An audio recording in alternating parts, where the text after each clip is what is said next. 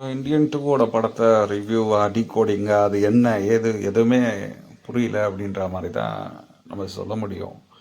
Indian ஒன்லாம் நம்ம சின்ன வயசில் பார்த்த படம் ரொம்ப ஒரு இன்ஸ்பைரிங்காக இருந்துச்சு அந்த டைம் பீரியடில். அப்போ அதை நம்ம டீகோட் பண்ணலை, அப்போ நம்ம பண்ணுறதுக்கு அவ்வளோ அறிவு இல்லைன்னு வச்சுக்கோங்களேன்.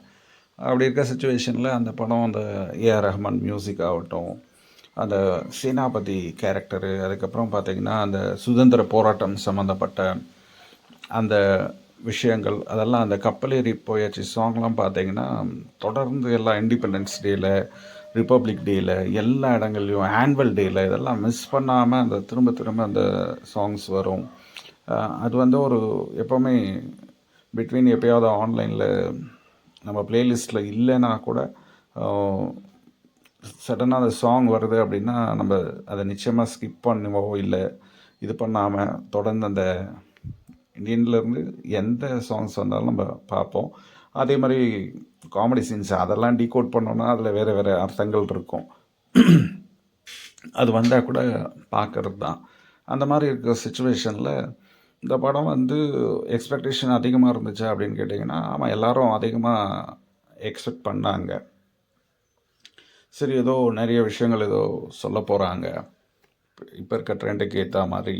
இப்போ அவர் வந்தால் என்ன பண்ணுவார், ஆனால் கண்டிப்பாக கேட்ஜெட்டில் கையை வச்சுக்கிட்டு இருப்பார் அவர் ஏஜ்க்கு அப்படின்ற மாதிரி தான் தோணுச்சு. ஆனால் அதுக்குன்ட்டு இப்படியா, அவர் போஸோடையே இருந்திருக்காரு, சுபாஷ் சந்திர போஸோடையே இருந்த மாதிரி தான் டிசைன் பண்ணியிருக்காங்க சேனாபதி கேரக்டரு ஃபர்ஸ்ட் ஹாஃபில்.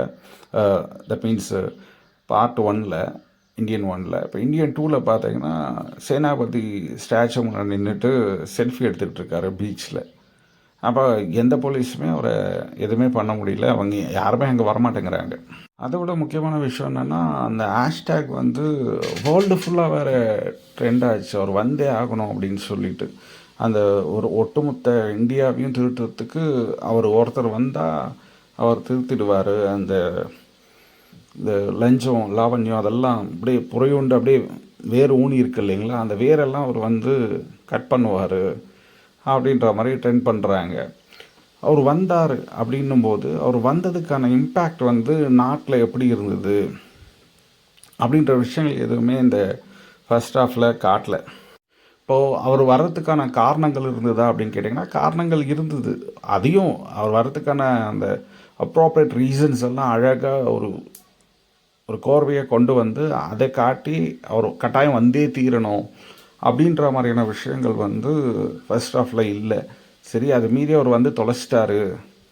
சரி, அவர் வந்துட்டால் என்னென்னோ பண்ணுவார். சரி, அவர் ஏன்னா அவர் வந்ததுக்கப்புறமா தானே கதை சூடு பிடிக்கும்.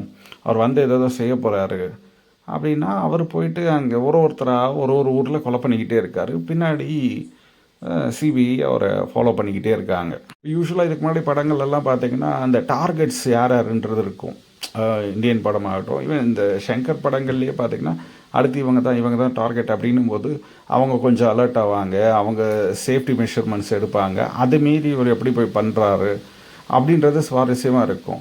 அங்கே எல்லாமே ஒரு மாதிரி ஈஸி டார்கெட்டாக இருக்கா மாதிரி தான் காட்டுறாங்க. ஆனால் சொல்லும்போது மட்டும் என்ன சொல்கிறாங்கன்னா, இப்படி அப்படி அது மீறி அவர் போய் கொண்டுட்டார் பார்த்தீங்களா.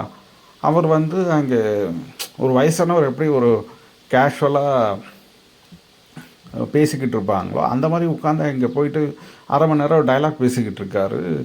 அது வரைக்கும் போலீஸு மற்ற அவங்களோட செக்யூரிட்டிஸு அவங்களாம் என்ன பண்ணாங்க என்ன ஏதுன்னே தெரியல.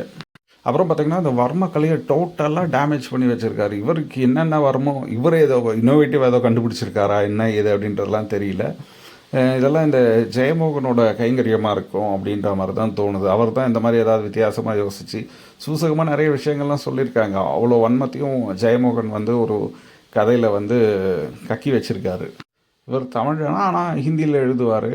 அந்த மாதிரி விஷயங்களெல்லாம் ஃபஸ்ட் காட்டினாங்க. சரி, ஓகே, அதை அப்படியே காம்பன்சேட் பண்ணுறதுக்கு என்ன பண்ணுறாங்க, அப்புறம் வந்து குஜராத்தியில் எழுதுறது, இந்த மாதிரி விஷயங்கள்லாம் அது ரீஜனல் லாங்குவேஜஸில் எழுதிட்டு போகிற மாதிரி அங்கங்கே மர்டர் பண்ணிவிட்டு ரீஜனல் லாங்குவேஜஸில் எழுதுகிற மாதிரியான விஷயங்கள்லாம் இல்லை. இந்த குறியீடாக பார்த்திங்கன்னா ஒருத்தன் வந்து என்ன பண்ணுறான், அந்த தங்கம் வந்து அவ்வளோ கொள்ளடிச்சு வச்சுருக்காங்க குஜராத்தில். அந்த தங்க இதுக்குள்ளே பார்த்திங்கன்னா கிருஷ்ணர் வந்து அர்ஜுனனுக்கு அந்த கீதா உபதேசம் பண்ணுற அந்த சீனில் இருக்க மாதிரி ஒரு சேரிட்டை வச்சுருக்காங்க. ஜெயமோகனுக்கு கிருஷ்ணர் மேலேயும் இல்லை குஜராத்திஸ் அதுலேயும் எஸ்பெஷலி குஜராத்தில் பிஸ்னஸ் பண்ணுறவங்க பெரிய செல்வந்தர்களாக இருக்கவங்க மேலே என்ன கடுப்பு அப்படின்றது தெரியல. அதை ஃபுல்லாக அங்கே கக்கி வச்சுருக்காரு. அதே மாதிரி வழக்கமாக இஸ்லாமியர்கள் மேலே பண்ணி பண்ணி அவங்களுக்கு போர் அடிச்சிடுச்சு போல இருக்குது வன்மத்தை கக்கி. சரி ஏதோ ஒரு ரீச்சுவலுக்காக என்ன பண்ணிட்டாங்க, இந்த சைடு நார்த் ஈஸ்டில் ஒரு மர்டர் நடக்கிற மாதிரி அதை அப்படியே லைட்டாக காட்டி விட்டுட்டாங்க. கட்டாயம் ஒரு சடங்குக்கு ஒன்று வேணும் இல்லைங்களா, அதான். அதே மாதிரி இங்கே வந்து ஒருத்தர் வந்து மார்ஸில் வந்து இடம் வாங்கிறதுக்காக ஜீரோ கிராவிட்டி ப்ராக்டிஸ் பண்ணுறாராம் மார்ஸில். இத்தனை பேர் இப்போ சாப்பாடு கஷ்டப்பட்டுட்டு பசியில் செத்துக்கிட்டு இருக்காங்க, மார்ஸில் இடம் கேட்குதா அப்படின்ட்டு. இந்த மார்ஸுன்றது எதை மீன் பண்ணுது அதெல்லாம் கூட புரிஞ்சிக்க முடியாது ஜெயமோகன். இதெல்லாம் சின்னதாக பேசிக்காக பார்த்தாலே புரிஞ்சுக்குவாங்க எல்லாருமே. இப்போ மார்ஸில் ரீசெண்டாக சாதனை பண்ணது இஸ்ரோ தான் பண்ணாங்க. அது இல்லாமல் மார்ஸ் அப்படின்ற அந்த பிளானட் டிஃபால்ட்டாக யாரை குறிக்கும்? சேனாபதி யார்? சேனாபதினா அது எந்த கடவுளை குறிக்கும்? அது எல்லாமே எல்லாருக்கும் தெரியும் ஜெயமோகன். இதில் ஜெயமோகன் அழகாக பண்ணியிருக்கீங்க. முருகன் வந்து இந்த சக்கரம் கண்டுபிடிச்சார் அப்படின்ற விஷயங்கள்லாம் பார்த்தீங்கன்னா ஒரு பாண்டியன் சொல்லும்போது ஒரு மாதிரி டவுட்டாக தான் இருந்தது. ஆனால் இப்போது இந்த சேனாபதி வச்சு அந்த சிங்கிள் வீல் உள்ள வெஹிக்கிளை ஓட்டின விஷயங்களாகட்டும், அதுக்கப்புறம் இந்த சேனாபதி அந்த சித்தார்த் கேரக்டருக்கு பார்த்திங்கன்னா சித்தார்த் கேரக்டருக்கு சித்ரா அப்படின்னு பேரை வச்சு அதே கேரக்டரு அவங்க அம்மாவுக்கு சித்ரான்னு பேரை வச்சு அவங்க அம்மாவை கொன்று அது டைலாக் சொல்லும்போது சித்திரவதை அப்படின்ற டேர்மோட மென்ஷன் பண்ணி சொல்லிவிட்டு இதுக்கு நடுவில் அகத்தியரெல்லாம் உள்ளே கொண்டு வந்து இந்த சித்ரா இறந்ததுக்கு காரணம் இந்த கிழவன் தான், சேனாபதி தான் அப்படின்னு சொன்னது என்னென்னா சித்தர்கள் வதைப்பட்டதுக்கு சேனாபதி தான் காரணம், முருகன் தான் காரணம், அவங்கள ட்ரெயின் பண்ணினதுனால தான் அவங்க செத்து போயிட்டாங்க அப்படின்ற ஒரு விஷயமாகட்டும். அப்புறம் இவங்க பார்க்கிங் டாக்ஸ்ன்னு யாரை சொல்கிறாங்கன்றது நல்லா தெளிவாக தெரியுது. நம்மளெல்லாம் தான் சொல்லிக்கிட்டு இருப்பாங்க. பார்க்கிங் டாக்ஸ் அப்படின்றது வந்து மனசில் பட்ட விஷயங்களை தப்பை சுட்டி காட்டுறது, இந்த மாதிரி விஷயங்கள்லாம் குலைச்சிட்டு தான் இருக்க முடியும். உங்களால் என்ன பண்ண முடியும்? அது மீதி ஏதாவது பண்ணிங்கன்னா அது உங்களுக்கு தான் பிரச்சனையாக வரும் அப்படின்ற விஷயத்தெல்லாம் சொல்லாமல் சொல்லியிருக்கீங்க. அதுக்கப்புறம் அந்த சேனாபதி கேரக்டருக்கு இருந்த ஒரு ரெஸ்பெக்டை ஃபுல்லாக நாசம் பண்ணுற மாதிரி அந்த படத்தை பண்ணி வச்சுருக்கீங்க. அதுக்கப்புறம் அந்த டெல்லி கணேஷ் கேரக்டருக்கு கந்தசஷ்டி கவசம் வர்மத்தில் அட்டாக் பண்ணிவிட்டு அவர் கன்சிஸ்டண்ட்டாக அதே பாட்டை பாடிக்கிட்டே இருப்பார். ஏன் வேறு பாட்டே இல்லையா? கந்தசஷ்டி கவசம் தானா?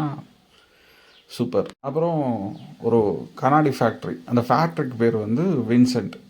அவ்வளோ அழகாக அவர் வந்து அப்படியே என்கோட் பண்ணி வைக்கிற விஷயங்கள் வந்து யாரும் டீகோடே பண்ண முடியாது அப்படின்ற மாதிரி அழகாக அதுக்குள்ளே வந்து என்கோட் பண்ணி வச்சுருக்கீங்க. சரி அது ரொம்ப டீப்பாக அதுக்குள்ளே போகாமல் மேலோட்டமாக பார்க்கும்போதே எப்படி இருந்துச்சு அப்படின்னா கேவலமாக இருந்தது, அவ்வளோதான் சிம்பிளாக சொல்லணும்னா. டார்கெட்ஸ் எல்லாம் பார்த்தீங்கன்னா குப்பையை க்ளீன் பண்ணிட்டு போகிறவங்க அவங்களுக்கெல்லாம் இப்போது அந்த நல்ல வேளை அந்த க்ளவுஸ் போட்ட மாதிரி காட்டியிருக்கீங்க. அவங்க எவ்வளோ கஷ்டப்படுறாங்க, அவங்க அதனால் எவ்வளோ சஃபர் ஆகிறாங்க, அதை ஒழுங்காக பண்ண மாட்டிங்களா அப்படின்னு அவங்கள பார்த்து கேள்வி கேட்குறது. அவங்க ஒழுங்காக தான் பண்ணிக்கிட்டு இருக்காங்க, நீங்கள் ஒழுங்காக குப்பை போடலாம்ல. படமாக எடுக்கிற மாதிரி படமாக எடுத்து வச்சுருந்தா அதை படமாக பார்க்கலாம்.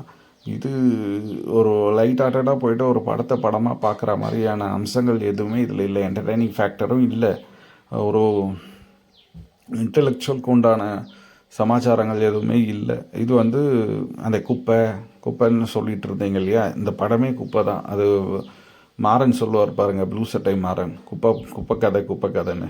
இந்த குப்பை தான், வேறு எதுவும் சொல்கிறதுக்கு இல்லை. அதில் வந்து உங்களோட வன்மத்தெல்லாம் அழகாக தெளித்து வச்சுருக்கீங்க செலவு பண்ணி, அவ்வளோதான். அதில் இன்னொரு விஷயம் என்னென்னா, எப்போவுமே ஒரு பேட்டர்ன் பற்றி நான் வீடியோஸ் போடும்போது அடிக்கடி சொல்லிக்கிட்டு இருப்பேன். நிஜ வாழ்க்கையில் என்னவோ அதுதான் அந்த ஆர்டிஸ்ட் சம்மந்தப்பட்ட விஷயங்கள் எல்லாமே ரியல் லைஃப்லேயும் வரும் அப்படின்னு சொல்லிட்டு. ஒரு பக்கம் வந்து இந்த காம்ப்ரமைஸ் ஆகிடுவாங்க பார்த்தீங்களா, கமல் ஒரு பக்கம் லஞ்சத்தை பற்றியெல்லாம் ரியல் லைஃப்பில் பேசிக்கிட்டு ஒரு மாதிரி காம்ப்ரமைஸ் ஆன மாதிரியான சீன்ஸ் வரும். அதை அப்படி இந்த ஜீரோ டாலரன்ஸ்னு அந்த டேக்லைன் சொல்லியிருப்பாங்க. அந்த மாதிரி இதை பார்த்து நமக்கு அந்த டாலரன்ஸ் லெவல் தான் வந்திருக்கு. ஓ சரி கூட இருந்துட்டு போட்டோம், அப்படி ஏதோ இருந்துட்டு போட்டோம் அப்படின்ட்டு. ஜீரோ டாலரன்ஸாக இருந்துச்சுன்னா அவ்வளோதான், எல்லாருமே இரிட்டேட் ஆனாங்க தேட்டரில். ஆல்மோஸ்ட் சில பேர் தூங்கிட்டாங்க. ஆனால் இன்னொன்று இது முடிச்சுட்டு வரும்போது என்ன சொன்னாங்கன்னா, சில பேர் வந்து டைம் போனதே தெரியல, ஆனால் தூங்கிட்டோம் அப்படின்ற மாதிரி சொன்னாங்க. அவ்வளோதான்.